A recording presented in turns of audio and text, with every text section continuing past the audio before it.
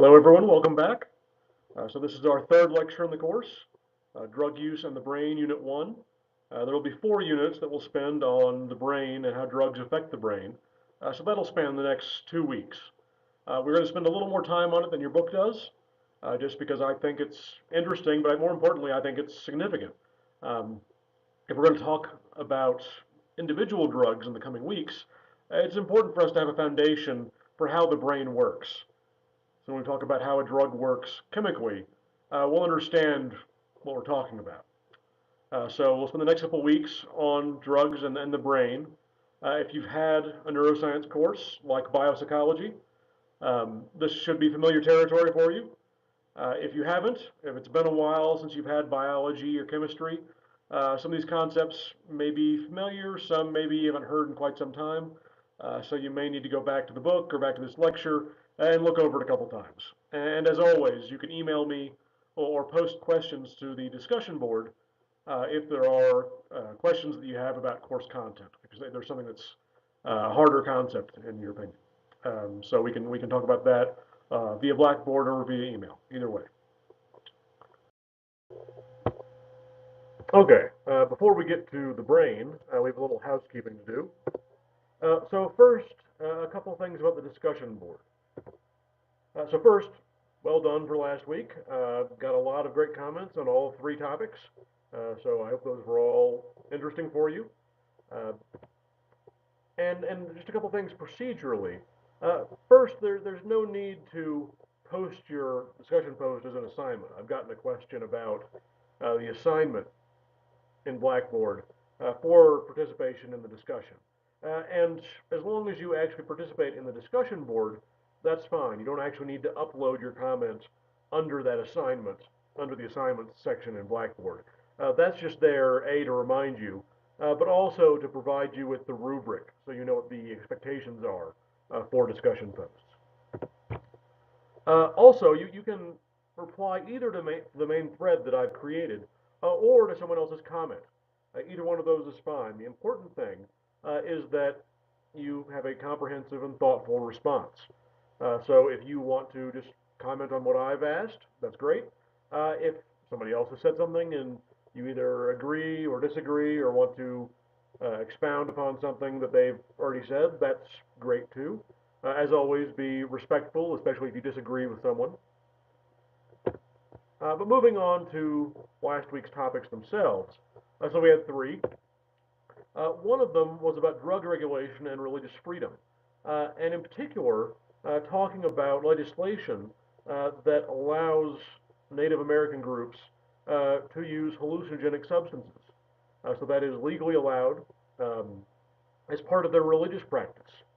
And this is a complex topic. First, we're talking about the Native American population, a special population. The legal complexities are many. When we're talking about Native Americans and their legal status with the federal government, for example, and we're also talking about their religious practices. And of course, religious practices are a complex topic too. So the question is, what A, constitutes a religion, and B, what freedoms does that religious practice include?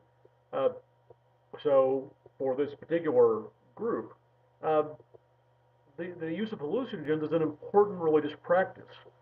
And so, as I said, it is legally allowed.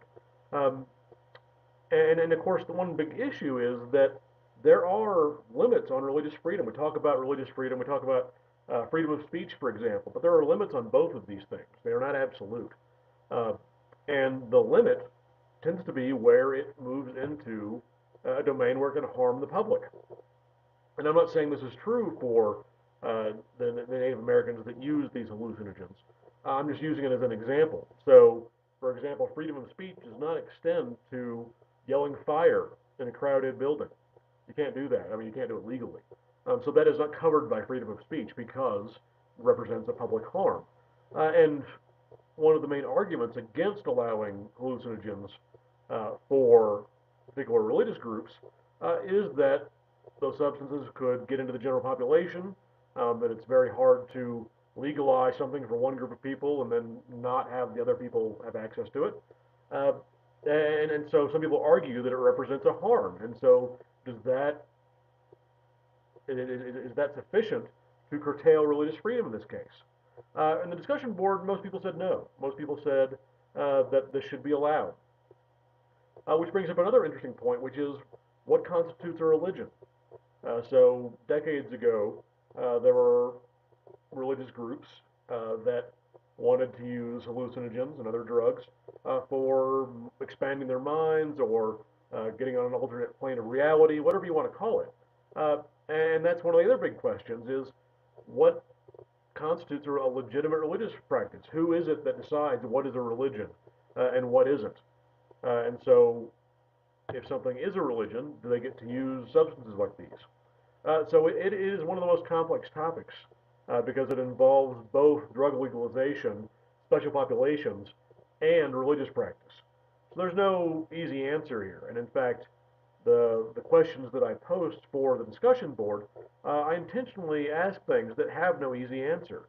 The idea is to get you thinking about it, to get you discussing it. And so, again, complex topic, but good post by everyone.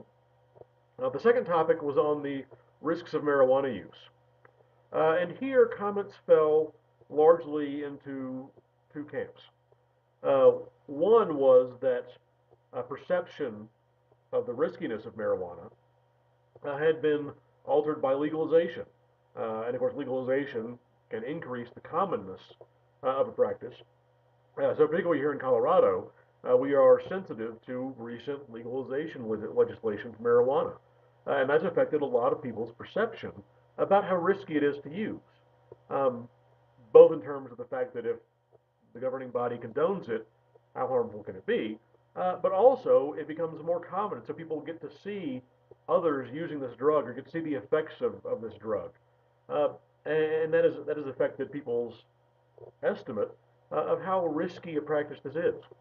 The other, of course, is that there's been increasing amounts of research done on marijuana, and while not all of the benefits, not all of the effects are beneficial, uh, we're learning that there are more and more benefits, at least for certain compounds in certain dosages for certain disorders. And that's a specific combination of factors, of course. Here in Colorado, a lot of marijuana use is recreational, but evidence that it can be used for things like anxiety, like pain, um, and that there are, and for controlling seizures, for example, that's a big one. And because of an increasing amount of research, uh, there actually are more known benefits for certain compounds. And as the public becomes aware of that, uh, marijuana seems less risky. And of course, that's an issue unto itself, whether the fact that there are benefits mitigates the risks, especially for recreational users who are not taking marijuana for a particular medical benefit. So those are both big impacts on our assessment of risk for drugs like marijuana, but also others. And then the third discussion topic was about the pros and cons of drug use, of a drug. And again, here there were a couple of themes in the discussion. Uh, the question was, why do we tend to notice the positive qualities of a drug or the positive effects before the negative ones? And then there were a couple of main themes, and one of them was expectations, which we've already talked about in the last week. When we take a drug, uh, we might expect a certain effect, and usually people expect the positive ones uh, for a couple of reasons. No one takes a drug hoping for negative consequences, and so when we expect the positive consequences and they occur, we tend to notice those more. And that plays into a psychological effect called confirmation bias, where when we walk in with a preconceived notion about an experience or a phenomenon, we tend to pick up on the evidence that supports our position and ignore or not be aware of evidence against it. Also, things like word of mouth uh, tend to emphasize the positive effects of a drug. And of course, drugs here, we should be careful not to equate drugs with illicit drugs. All classes of drugs have this phenomenon. For pharmaceuticals, in commercials, you'll hear the commercials go on and on about all the positive qualities of the drug, and then the negative consequences are listed as fast as possible, either verbally or in tiny text at the bottom of the screen.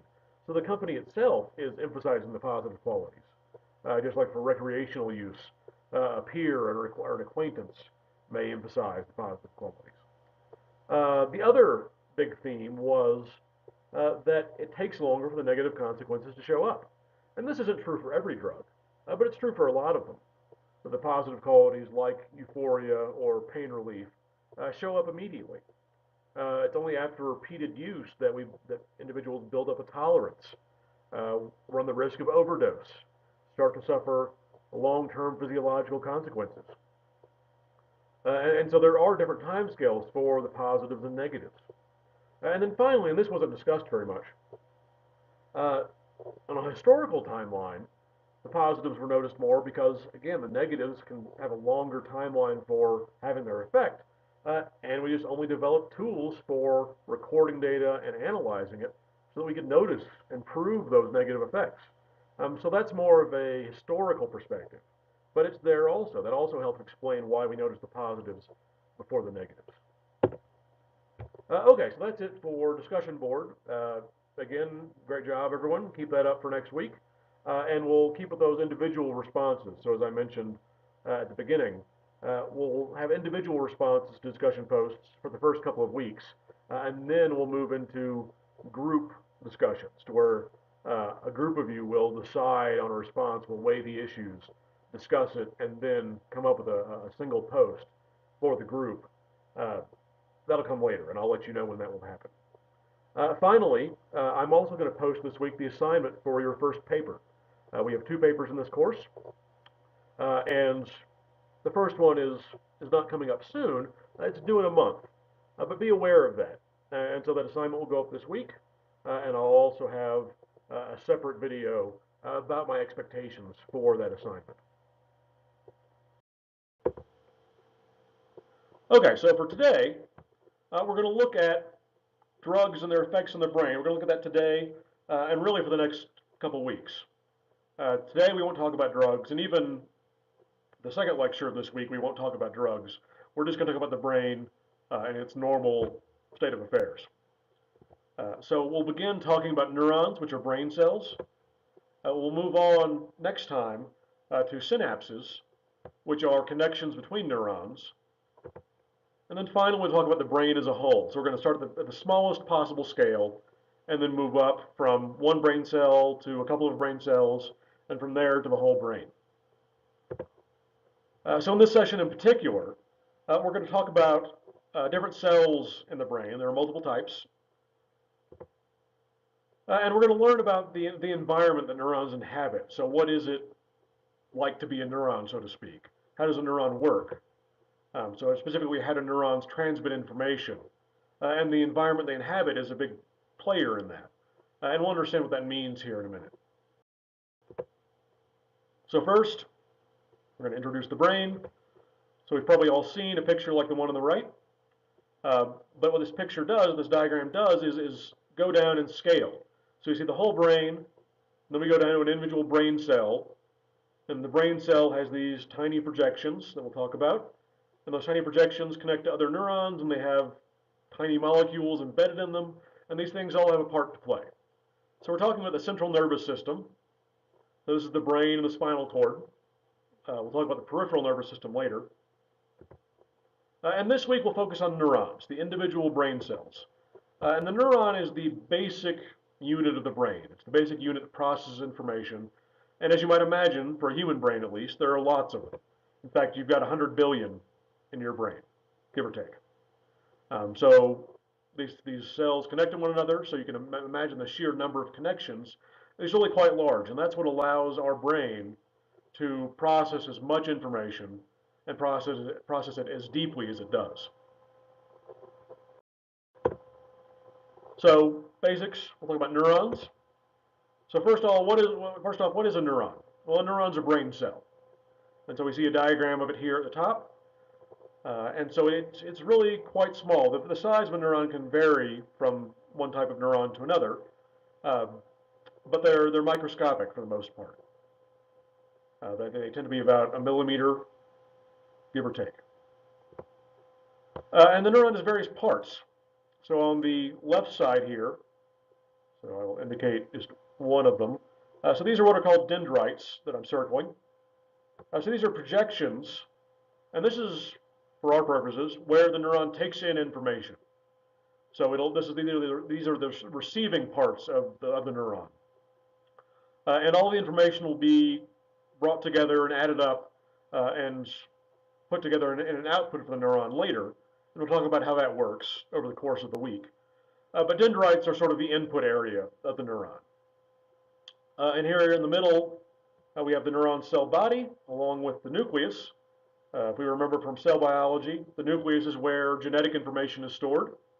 It's also where things like proteins get put together and assembled.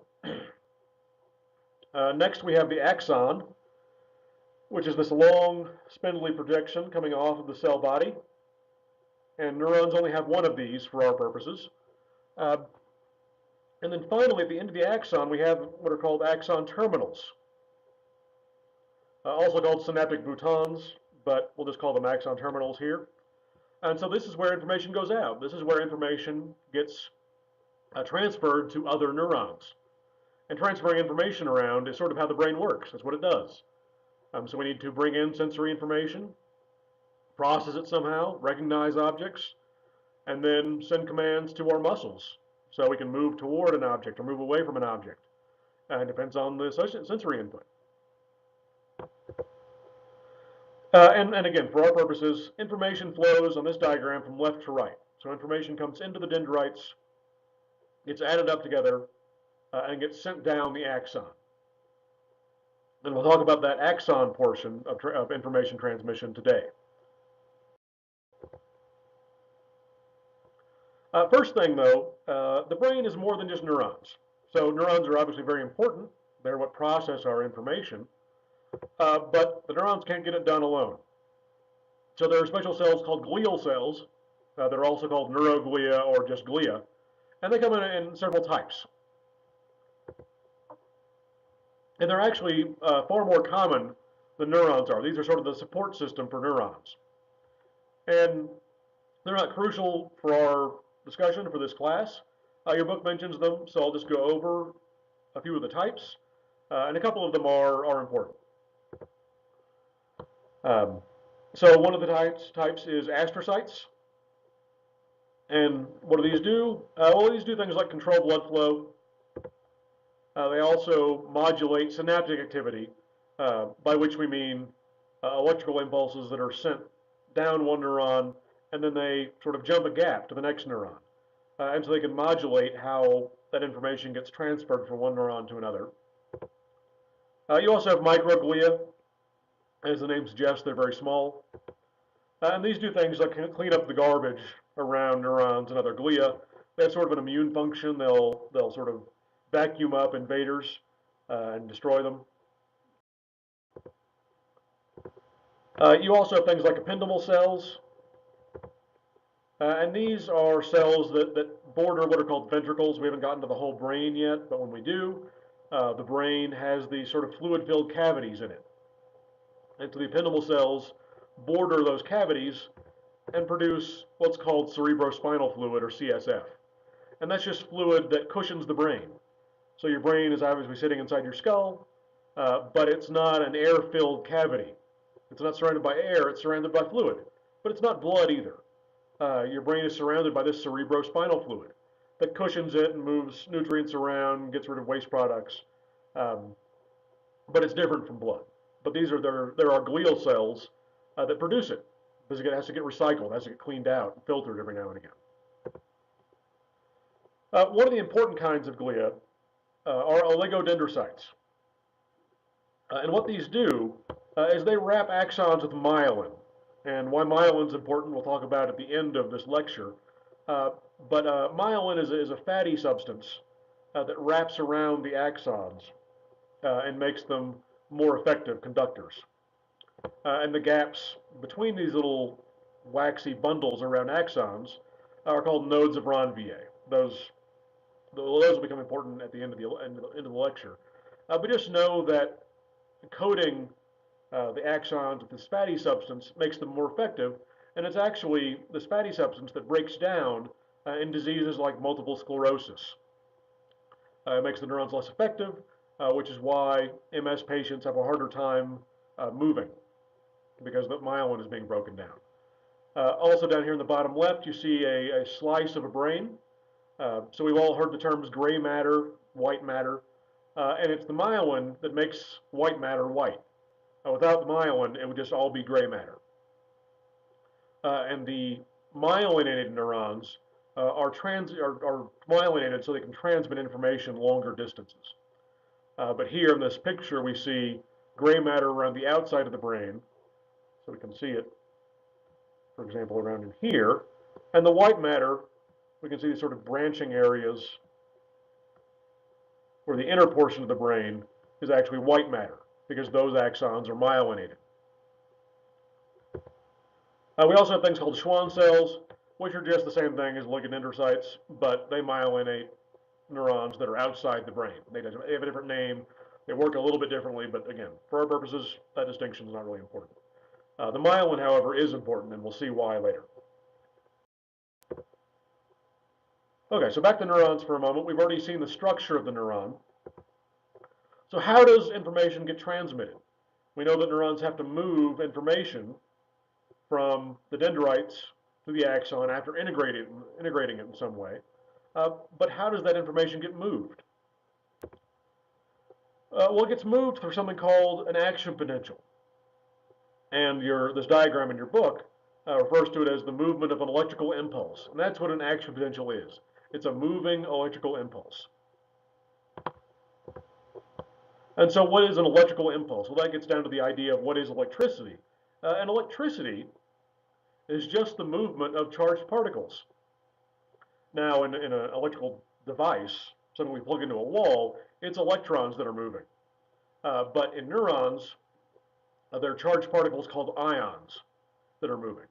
But either way, as long as you have some charged particle, whether it's an electron or a whole atom, an ion, if it's moving, it's generating electrical current.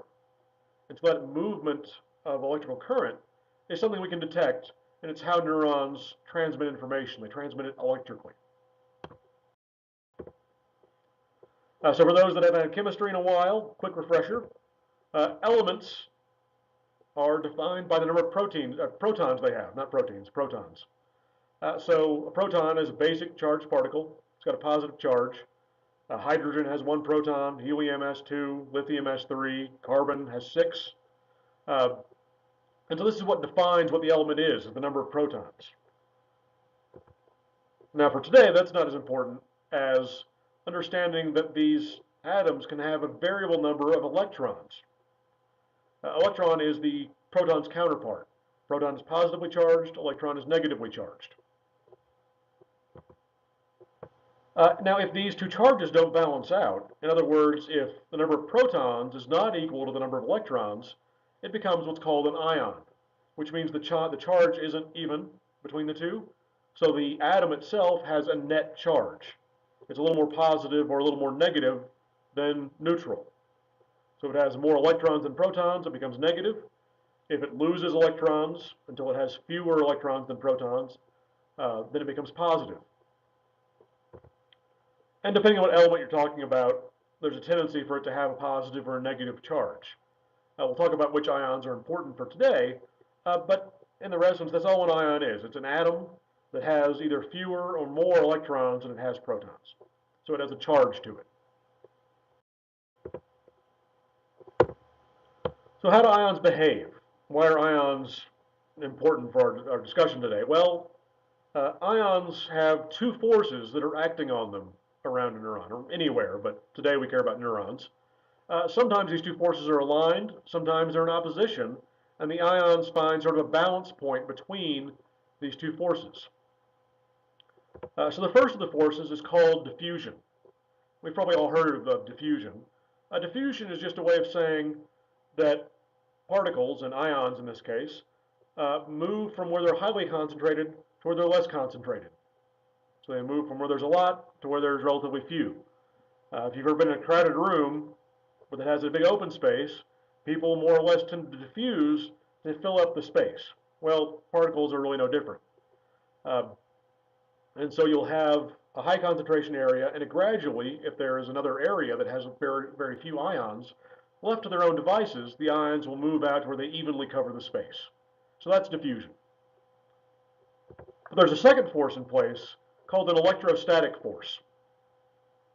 And all that means is, and we've probably already heard this concept many times, is that positive charges repel each other, and opposite charges, as negative charges repel each other, but then opposite charges attract one another. So if you have two positive ions, as we see here, or two negative ions, it would work the same way, they tend to move apart. They're the same charge, and so they push each other apart. But if they're oppositely charged, those tend to attract one another. So positive ions tend to move toward negative ions and vice versa. So you have these attractive and repulsive forces based on the charge of the particle, of the atom. So again, we have these two forces, atoms, and repeatedly I'll say that atoms want to do this, or that ions want to do that. We want to avoid anthropomorphizing them too much, but that's just a convenient way of saying this is what they tend to do because of these two forces. So over here on the left, we have all these particles, and what these particles want to do is go from where they're concentrated to where they're not. Again, just a way of saying that's what they tend to do. Similarly, positive ions want to be apart from each other. Oppositely charged ions want to move toward each other. So don't let that make you think that ions have desires and goals. That's just our shorthand for saying this is what they tend to do. So a neuron has different concentrations of various ions inside the neuron and outside the neuron. The neuron is, in its simplest sense, a container. It has a membrane, it has sort of a wall that separates the space outside the cell from the space inside the cell. Now, they're both mainly water, but the difference is which ions are common where. And the ion reaches what's called an equilibrium potential. What does that mean? Well, it means, again, we have these two forces. So a couple of the ions that will be important today are sodium and potassium. Now, these are both positive ions. They both have a positive charge. So that means they're going to repel one another. Sodium doesn't want to be where potassium is, and potassium doesn't want to be where sodium is. But at the same time, the neuron has molecular machinery in place that keep a lot of sodium outside the neuron and a lot of potassium inside it. So what does that mean if you're a sodium ion? Well, it means that because there's so much sodium outside and almost none inside, that you really want to be inside that neuron. So if there's a hole in the neuron, which we'll call a channel, and we'll explain that in a bit, the sodium is going to want to flow into the neuron because there's so much of it outside, so little of it inside. But the thing is, there's already a bunch of potassium inside. And the potassium is positively charged like sodium. If potassium were negatively charged, well, everything about the environment would make sodium want to go in. There's not much of it inside, and it's got this negative ion pulling it in. But potassium is positively charged. So sodium wants to go in because there's relatively little of it, but it doesn't want to go in because there's already so much positive charge inside the neuron. So that's what we mean by an equilibrium. If we just let these two ions travel at will across the membrane of the neuron, they'll reach an equilibrium. Well, there will still be more sodium outside than in, and more potassium inside than out, but those two forces will balance out. And sodium will go in until the difference in the concentration is balanced by the amount of positive charge inside and outside. So how do we measure this? Is a big question. So we measure it with an electrode, or more accurately, a microelectrode. It has to be very small to pierce a neuron. A neuron is very small itself, and so the ends of these electrodes can be down to the millionth of a meter. So what are called microns or micrometers. So what happens is you pierce the neuron with one of these electrodes. So the electrode is sitting inside the neuron. And what you're doing is you're measuring a difference in the electrical charge inside and outside.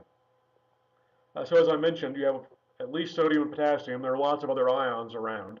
But if you add up all the positive and negative charges outside, and then you add up all the positive and negative charges inside, you can measure the difference in charge. And that's described in volts, just like the volts on a battery. A battery is described in volts because that's a measure of the difference between the two ends of the battery. So here, a volt is relative to a neuron is a lot of charge. So they tend to be measured in millivolts, so thousandths of a volt.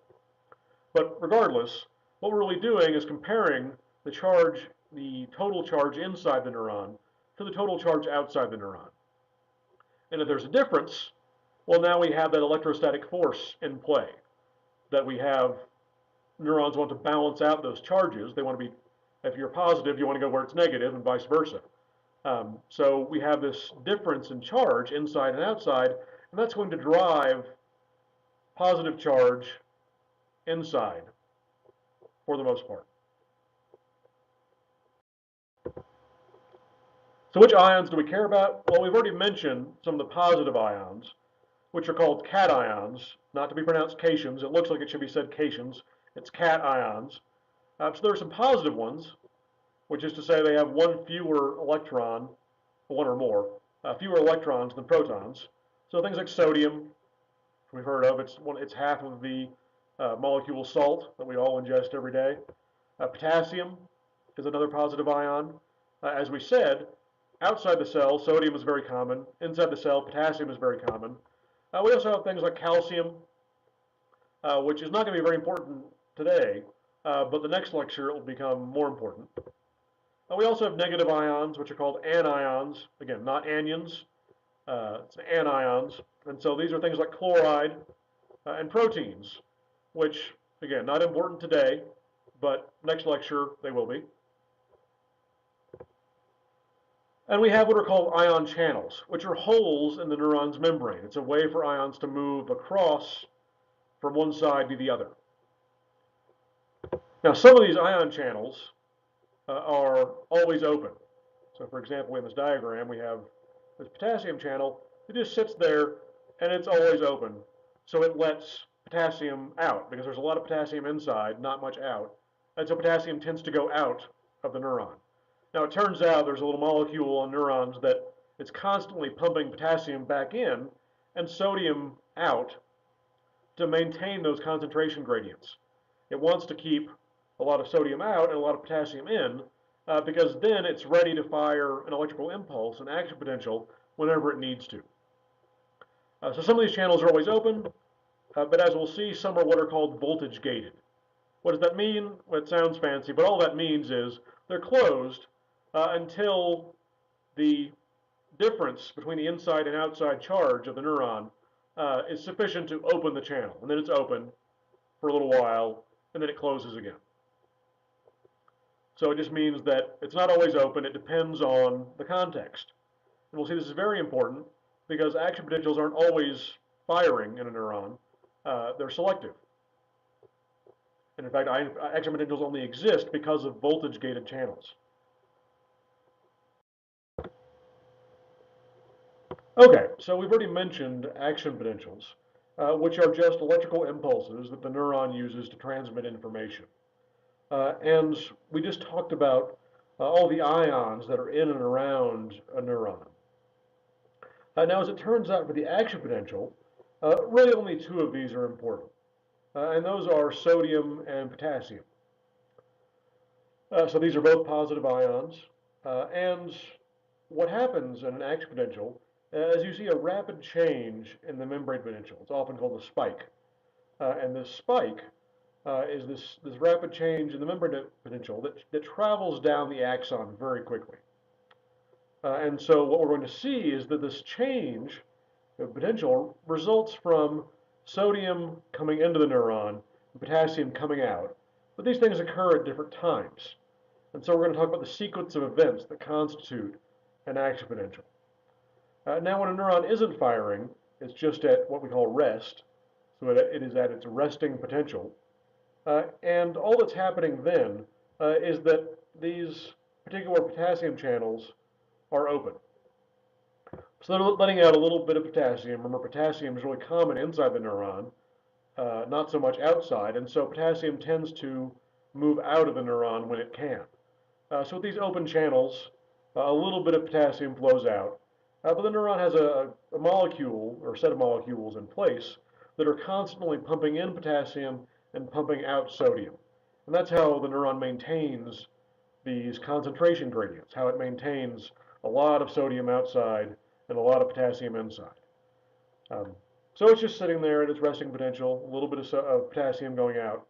And then, if something changes that membrane potential, we can do it artificially with an electrode, or if sodium flows into the neuron nearby, then suddenly we have more positive ions inside the neuron. And what is that going to do? Well, more positive ions inside the neuron means the membrane potential isn't quite so negative. Right? Remember, normally we have more negative charge inside than outside. If we move some of that positive charge into the neuron, then that membrane potential isn't so negative. And that's called depolarizing the neuron. So when positive charge moves in on this part of the curve, it depolarizes the neuron. In other words, it moves it closer to zero. Normally the membrane potential is negative, positive charge flows in, that membrane potential moves closer to zero, so we call it depolarization. It's not quite so polarized. Now, once it hits a certain threshold, once it gets depolarized enough, sodium channels start opening up. And of course, there's lots of sodium outside the neuron, and there's lots of these sodium channels. So as they start to open, sodium starts coming into the neuron. There's a lot of sodium outside, very little inside, so sodium comes rushing in. Well, that's going to make the membrane potential even more positive. We have all this sodium coming in, and so now, and it's coming in very rapidly because these are voltage-gated sodium channels, they're sensitive to the membrane potential. So the more positive it gets, the more open. See this positive feedback system. So sodium comes in, opens more sodium channels, even more sodium comes in, opens more and more, until they're all open and sodium's coming in as fast as it can. And it brings that membrane potential up to around 50 millivolts. So in fact, at that point, there's more positive charge inside the neuron than outside. But those sodium channels don't stay open forever. They have sort of a deadline. And after that, they start closing. They can only stay open for so long. And at that point, once it's positive enough, then these voltage-gated potassium channels open. And remember, potassium wants to go out of the neuron. And so it's going the opposite direction of sodium, but it's also positively charged. So now these potassium channels start opening up. The sodium channels are closed. And so all this potassium starts rushing out of the neuron, which means now there's more positive charge outside than inside, which is how it was before. So potassium starts going out. Sodium is, at this point, stopped flowing. So all this potassium goes out, brings that membrane potential back into negative territory. And then eventually the potassium channels shut down. So they close. And then those molecules that maintain those concentration gradients, pumping sodium out, pushing potassium in, combined with the little bit of potassium that's always leaking out of the neuron, bring the neuron back to its resting potential. And so that's the state we have at the end here, with just these small number of potassium channels open and letting a little bit of potassium out. So that's what the action potential is. The neuron gets a little bit depolarized, then those sodium channels that are voltage gated sense that change in the membrane potential, they start opening up. Lots of sodium comes in, opens up all the sodium channels until eventually they shut down. And then the potassium channels open, and now positive charge is rushing out of the neuron in the form of potassium. So we see this quick increase in the membrane potential and this just as quick decrease. And then it returns back to its resting potential and it's ready to fire again.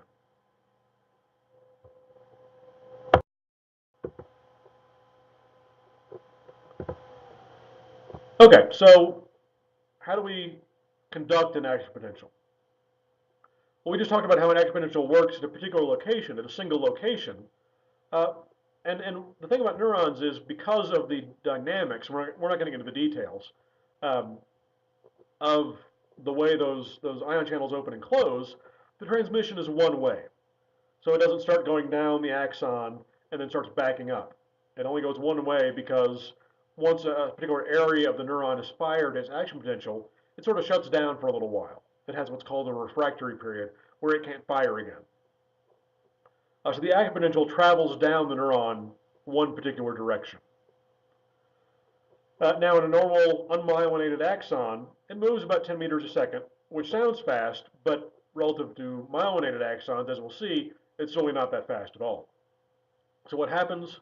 Well, if an action potential fires, imagine you're the next location down the line, so to speak. And action potential fires, well, all the sodium has just come into the axon next to you.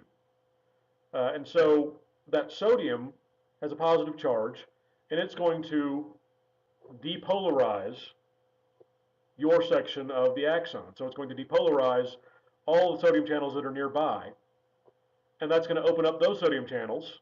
Sodium is going to flow in there, and of course that's going to depolarize the next section. So the positive charge will propagate down that way, and that's going to open those sodium channels.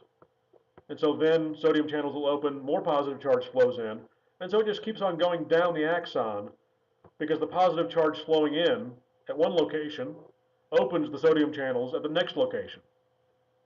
So that's how an action potential moves down the axon. Now, if there's myelin around them, they're faster. And why are they faster? Well, the coating the axon in myelin has the effect of sort of insulating it. So sodium, once it comes into one of the nodes of Ranvier, which is just the open space between myelinated sections, sodium comes in here, and now it has nowhere else to go but down the axon quite a ways. So there are no outlets along the way because of this coating that let sodium out or let potassium out, really, to compensate for the increased positive charge inside. And so what does that do? It concentrates that positive charge until it gets to the next node, and now that's going to open up all these other sodium channels. Again, sodium will come rushing in, and that'll propagate down to the next section of the axon. So by insulating these intermediate portions of the axon, it really makes that change in charge, travel that much faster. And this is what's called saltatory conduction. Saltatory, not from salt, but from the word to jump. So the change in potential is really jumping from one of these nodes to the next one. And it happens very, very quickly. This sort of impulse can travel 150 meters a second as opposed to 10. So it's a much faster impulse. You can transmit information much faster, which is great for things like reflexes or muscle movements.